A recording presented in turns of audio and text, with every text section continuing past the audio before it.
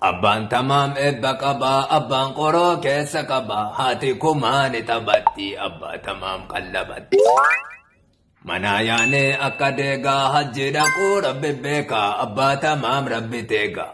Haadha keetiin fuudhiin atti kenne jedhe haadha kumaatiin ija manaatti maree suuqeetii ija manaatti maree suuqeetii ciniinii achi fidiitti qotu takkatu bishaan koddaatti naqee fidi.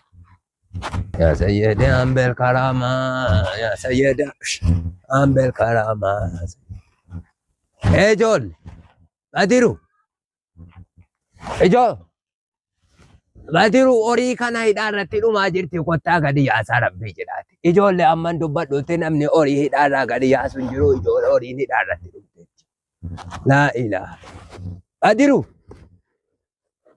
النظام Kota takatu siori kana hidara gaya. Mana kesa mahal goda jiru. Tirof tu ko.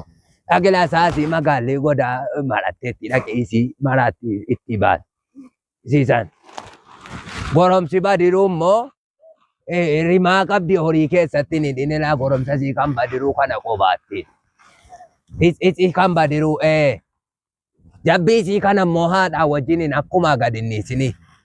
Ada corte ajjesa jirti isi gara borootti keessatti hidhaa achuma kalaalaa waan arge kennaaf isi kana xirooftu waraabatti isi kana. Elaame nizaamu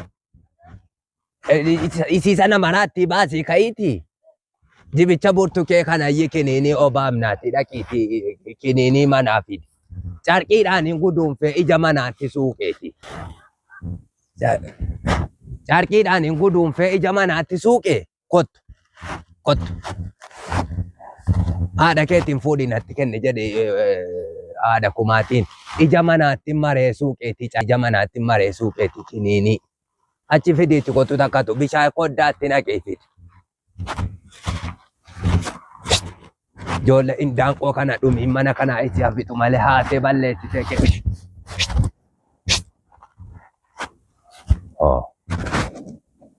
Gorom saji bichasi kana ga na darbachuu mo ala adugat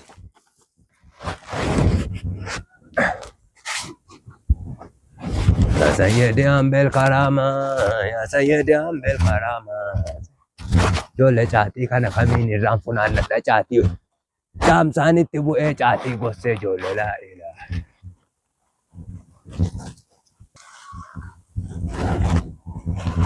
Arakum. Arakum.